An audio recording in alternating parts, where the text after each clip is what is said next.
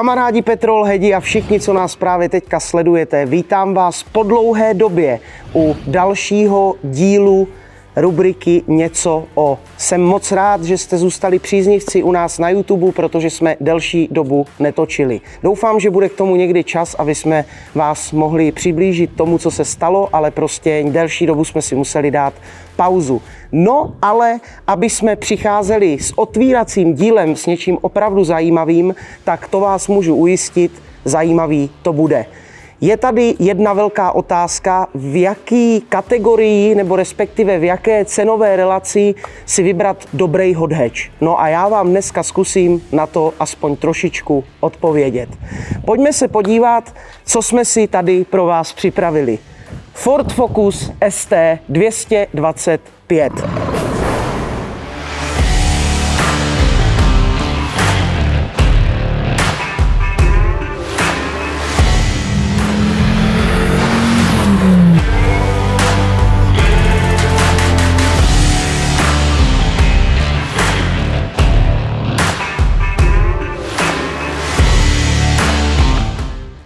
Ano, přátelé, je to legendární Focus hot hatch, který se přel s OPCčkem, s GTIčkem, dokonce i s R32. V téhle kategorii jsem přesvědčený, že patřil mezi absolutní špičku ve své době, ve své kategorii v tom roku daným, kterým tohle auto jezdilo. A dneska zpětně, když se na to podíváme, tak samozřejmě u mě víte, že já jsem extrémně založený na starších typech aut, protože mají svoji duši a mají něco vždycky ikonického, co už se dneska v autech standardně nevidí. A tohle auto rozhodně mezi to patří. My jsme úplně náhodně tohle auto dostali k nám na dílnu, aby jsme ho dali dohromady a nakonec tady zůstalo a já jsem měl tu možnost a tu čest zcela na rovinu se v něm minimálně 2000 kilometrů povozit a mohl jsem ho pořádně otestovat a všechno si to zkusíme do tohohle videa shrnout. Ford Focus ST 225, auto, který u nás skončilo, jak jsme si říkali hnedka v úvodu.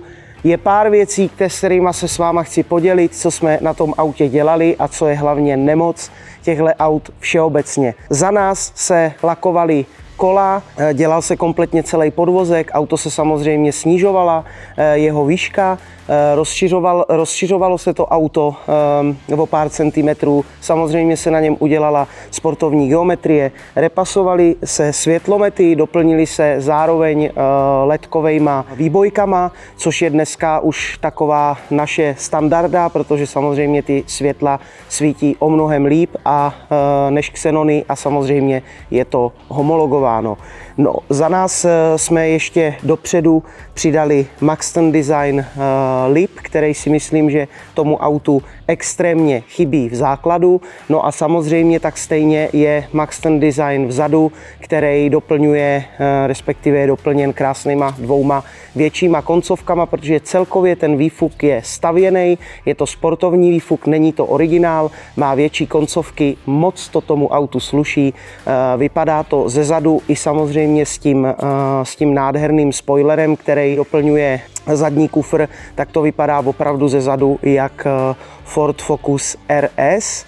No a ještě zajímavostí je, že vevnitř je Reimer sportovní sání, klasický ten hříbek, jak už lidi znají. A decentně jsme si pohráli s anténou, přišel nám ten prut, že je extrémně dlouhý, do interiéru jsme to doplnili krásnou hliníkovou řadičkou od Sparka.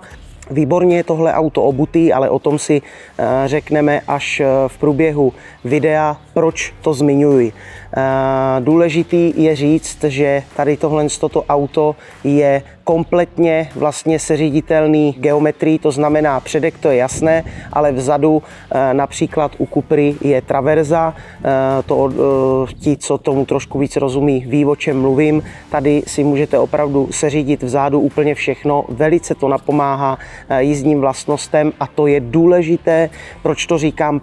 Protože my jsme tohle všechno udělali, rozhejbali vyčistili, vyměnili, co tam bylo špatně, jak na zadní nápravě, tak na přední nápravě, aby jsme opravdu docílili ty nejlepší možné geometrie a těch nejlepších možných výsledků, aby opravdu to auto mělo sportovní geometrii, protože to je častý problém, že se tady tyhle auta recenzují a testují už na horších pneumatikách a ze špatnou geometrií a z toho pak samozřejmě vychází ten výsledek té jízdní vlastnosti. A protože je to předokolka, tak je to dost zásadní věc, aby bylo dobře auto obutý, protože samozřejmě v zatáčkách se extrémním způsobem spolíháte na pneumatiky, tím, že to není zadokolka anebo čtyřkolka, no a samozřejmě, aby to mělo dobře udělanou geometrii a tím, že konkrétně Focus ještě má více prvkovou zadní nápravu, tak samozřejmě docílíte ty geometrii lépe, o to lépe pak to auto sedí.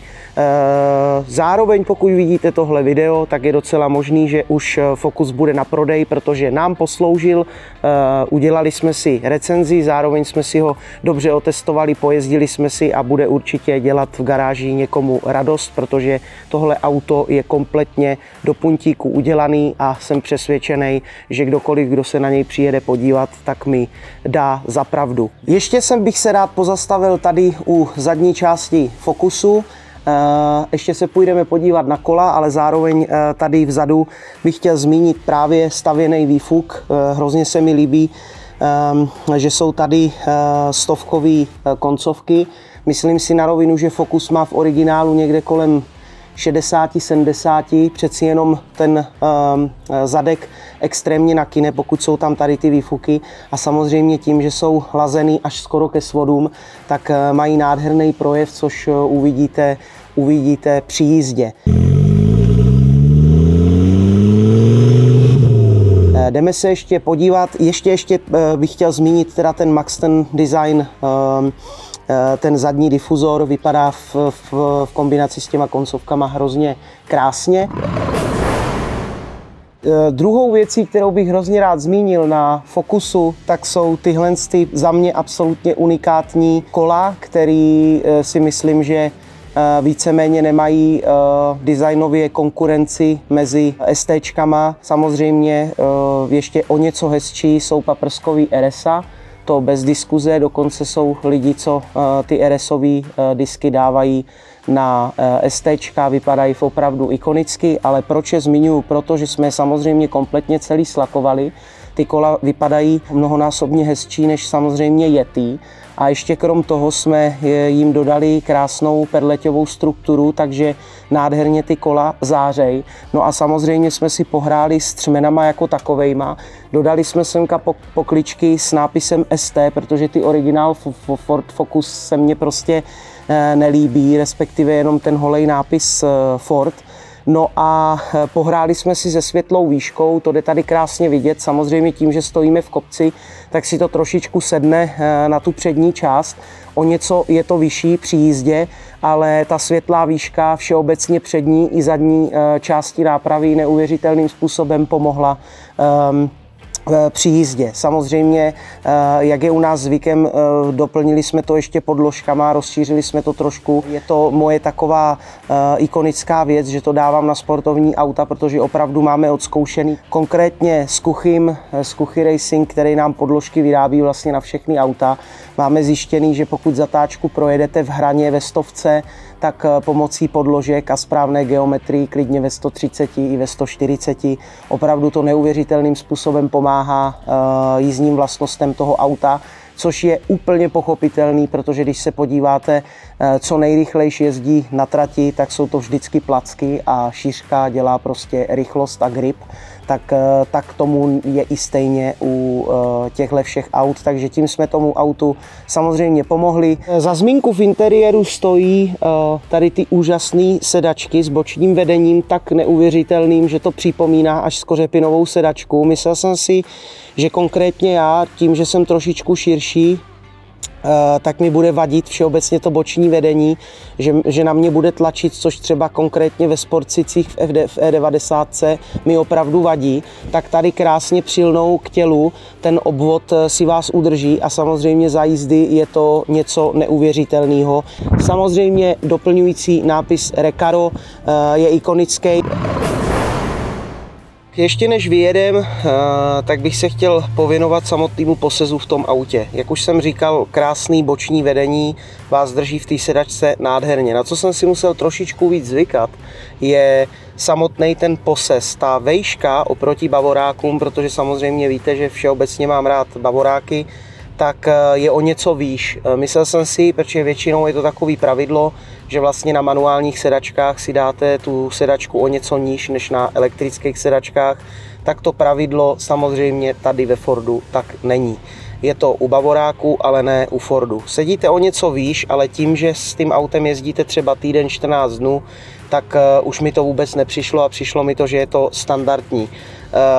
Pro pás si musíte trošičku zalovit rukou víc hloubějš dozadu, protože samozřejmě tím, že to je kupé, nebo respektive není to sedan, protože i tenhle Focus se dělal ve verzi sedanové, což mě na rovinu moc neštimuje i opticky, líbí se mi prostě víc, když je ta zadní část taková zahlazenější, vypadá to víc sportovnější.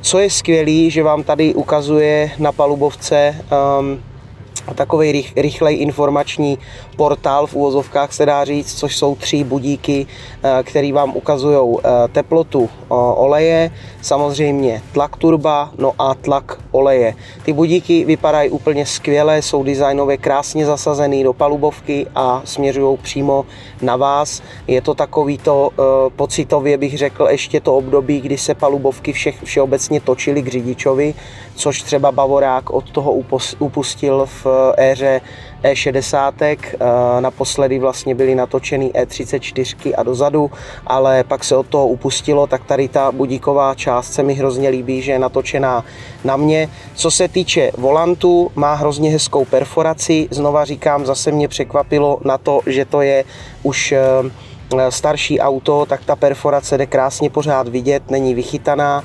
No a logo ST na volantu je takový krásný, ikonický a v kombinaci s řadící pákou od Sparco, kterou jsme semka dali, se mi to příjemně řadí, protože ta velká baculatá řadička, která tady je v originálu, se mi prostě nelíbila. Co je ještě zajímavostí konkrétně u tohohle auta, nebývá úplně standardem digitální klimatizace, skoro všude jsem viděl ve výbavě klasický kolečka, tady je digitál, líp to vypadá designově, hezky se na to kouká, no a jedinou věc, kterou jsme ještě krom řadicí páky v interiéru udělali, tak je dvoudynový rádio od Pioneeru, od kluků z AHIFy jsme objednali takový lepší model, aby tady fungoval CarPlay a všeobecně se dalo líp ovládat ty prvky té moderní doby.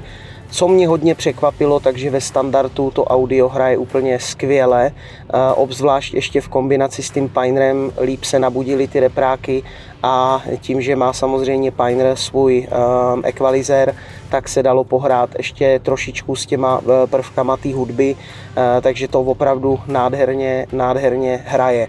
Takže jdeme si auto projet. Proč jsem vlastně vůbec zmiňoval samotnou geometrii tady tohodle auta, je protože spolech geometrie a celkového nastavení podvozku a pneumatik.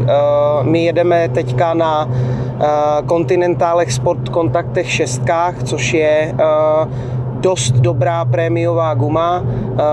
Spousta lidí má skepsy vůči Continentalu v žádném případě, a tohle není reklama, v žádném případě Continental už nepatří do kvalitově středových pneumatik. Continental jednoznačně už je dneska prémiová guma a pokud můžu říct, když máte předokolku sportovní, tak jedině Pirelli, Michelin nebo Continental, nic bych na auto nenasazoval. Tím, že už tady na tomhle autě byly prakticky zánovní Continentály, tak jsem je tam nechal. Kdyby bylo na mě a bylo to auto, který bych stavil já pro sebe, tak bych rozhodně šel do Michelinu. 225 pneumatika na 18 diskách. Budete si myslet, že i s tím sníženou tou výškou toho auta se bude to auto chovat uskákaně, že to bude taková koza uvrzaná. V žádném případě, to byste se mýlili, tohle auto opravdu s těma 18 funguje hezky. 19 si myslím, že by designově tomu seděli ještě třeba o něco víc, ale nemyslím si na rovinu, že už by bylo komfortní na 19 tady s tím autem jezdit.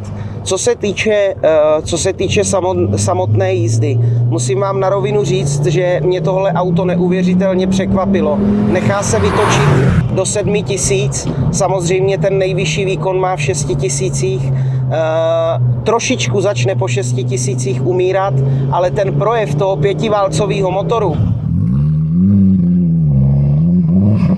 s tím 2,5kovým obsahem je prostě ta vášeň a ta ikona, kterou opravdu Ford vytvořil dokonale. Samozřejmě, že na to nebyl sám, motor není Ford, ale je to Volvo. Možná pro spousta lidí překvapením, ale opravdu je to tak, je to kompletně volvácký motor a ten 5válec má fakt charakteristický zvuk, který se těžko přirovnává k čemukoliv. Častokrát se říkalo o 5válcích, že ten jeden je tam proto, aby srážel ty 4 ostatní, tak konkrétně tady u tohohle motoru bylo to hlavně ve starých lančích, tak konkrétně u tohohle motoru tomu tak není. Opravdu to specifikum, když to vytlačíte, ten výkon krásně to zabere a nádherně funguje i převodovka, velice krásně, krátký řazení, přesný, nedá se tomu absolutně nic vytknout. Co musel zmodifikovat Ford všeobecně, už když vyvíjeli tohle auto, tak je první a druhý stupeň, protože u tady tohohle auta je velký problém, že vás vlastně tahá buď doleva nebo doprava volant, když přidáváte, tak se Ford při vývoji rozhodnul, že při jedničce a dvojce vlastně ubere tlaku do turba, takže nemáte tu přetáčivost, takový to cukání do volantu tak extrémní. Všeobecně se o Fordech Focusech, STčkách tady téhle řady moc dobře ví, že u toho odcházejí poloosy. Je to pravda, tady jsou daný nový, když si to člověk hlídá, není s tím jediný problém. Problém je vždycky v lidech a v tom, že ty auta neudržujou a samozřejmě k tomu se pojí všeobecně i tady pak ten problém samotný s těma poloosama. Tím, že tady je výkon, který opravdu dráždí hranici 300 koní, možná i přes 300 koní, chtělo by to dát na brzdu, tak samozřejmě cítíte ten tah do toho volantu při jedničce, při dvojce, že je opravdu trošičku víc razantnější, ale furt to je výkon, který bez problémů ten motor zvládá, hravě si s tím pohraje. Co je další takovou zajímavou ikonickou věcí, nevím, jestli to jde dostatečně slyšet přes ten mikrofon, je to, že vlastně Ford navedl zvuk od sání do kabiny auta. To znamená, že když přidáte, tak vlastně síčení toho sání se vám přenáší do kabiny a jde to opravdu nádherně slyšet a v kombinaci s tím sportovním sáním máte pocit, že je v tom autě blow-off, což opravdu není, ale ten zvuk tomu přispívá a myslíte si to, krásně to při přeřazení odfoukává a samozřejmě se samotným právě tím sportovním sáním je to výraznější. Co úplně neuvěřitelně funguje, tak jsou postavený výfuky, krásně střílej při přeřazení, podřazení, neustále vás to nutí dávat při podřazování meziplyn, protože vás baví si hrát všeobecně s tím zvukem toho výfuku. Nádherně lineárně roste výkon až do 7000 a opravdu okresky jsou pro tohle auto jak stavěný. Musím vám říct na rovinu, že GTIčka jsem projel jsem Nissany 350 Z. Všechny tyhle auta mají nějaký svůj projev, ale kdybych měl porovnat GTIčko jako takový samotný tady s Focusem, tak opravdu Focus vyhrává na plný čáře. Dokonale, pokud máte udělaný dobrý podvozek a máte daný dobrý obutí, dokonale točte cestu. Absolutně nemáte pocit, že by to auto mělo být nějaký uskákaný, že by v gripu do té zatáčky dělalo nějaký úskoky. Nádherně pod plynem, když si vytočíte tu zatáčku, tak vám to krásně drží. Na okruhu si myslím, že by si s tím člověk ještě víc jakoby užil, že by mu to dalo víc znát, co tady ten Focus opravdu na trati dokáže. Tady na těch okreskách je to samozřejmě něco jiného, musíte si pořád dávat pozor a mít šestý smysl, aby se něco nestalo. A jak mě znáte, víte moc dobře, že já pořád a vždycky budu tvrdit, že pokud si chcete jít zablbnout, tak to nemáte dělat v provozu, ale máte to dělat na okruhu, protože je spousta dní v roce, kdy okruh si můžete zaplatit s dalšíma kámošema za pár korun a rozhodně to stojí za to, abyste si zablbli tam a nedělali hrdiny na okreskách a na cestách, protože nikdy nevíte, koho můžete při vaší zábavě vzít sebou. Ford Focus, kdybych měl obrovskou garáž, tak určitě bude mít svoje ctěné místo u mě na garáži, protože opravdu funguje krásně. A další důležitou věcí je to auto, který se pohybuje pěkný, když je udělaný kolem 200 000. Za 200 000 dneska vybrat něco zajímavého je opravdu složitý. Buď to nemá tu emoci, ten projev, anebo prostě je to auto moc drahý, takže když se budeme bavit o tom, co si koupit za 200 000 korun, tak je za mě Ford Focus po dobrým majiteli, který je dobře odservisovaný, jasná volba. Za mě jednoznačně o 100% větší duše než Volkswagen GTI a věřte mi, měl jsem 5, měl jsem 6, měl jsem 6 a i v automatu, můžu to srovnat, prostě ten pětiválec a všeobecně ten obsah se nedá ničím nahradit, je fakt ikonický. Jediný, s čím bych to porovnal a u čeho bych řekl, že je to ještě o něco lepší, tak je samozřejmě R32 od Volkswagenu. Tam se nemáme o čem bavit, to je trošičku jiná kategorie, ale v hot-hatchích za 200 000 korun Ford Focus, jasná volba. Co ještě stojí za zmínku, protože to samozřejmě všichni řeší a vždycky budou řešit, a když budou říkat, že to neřeší, tak to bez tak řeší, a to je spotřeba. Přátelé, když jsem jel okreskama výletem na Pohodu do 120, do 110 v hodině dálkovou do Polska, tak byl jsem schopný jet za nějakých 8,5 litru. V momentě, kdy jsem začal trošičku šolichat plyn, tak mi skočila spotřeba na nějakých 10. Průměrnou, že jezdíte po městě, sem tam si prostě přidáte, uděláte si radost, jezdíte za nějakých 14.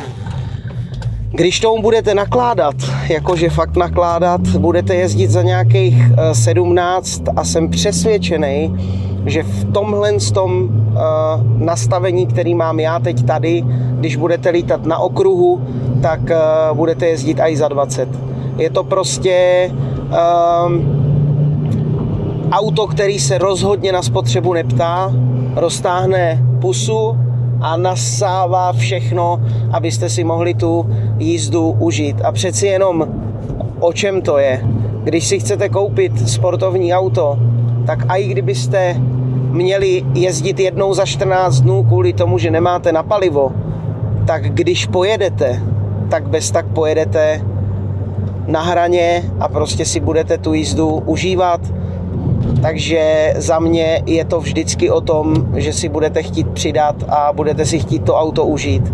Takže spotřeba se prostě bohužel nedá u takovýchhle aut řešit. A když to porovnám s M5, která bez problémů sebere 25-30 litrů, když si s ní užíváte, tak je to přeci jenom ještě poměrově furt dobrý na to, jakou zábavu vám tady tohle auto je schopný poskytnout. Přátelé, a jsme na samém konci. Ford ST225. Jak uzavřít tohle video?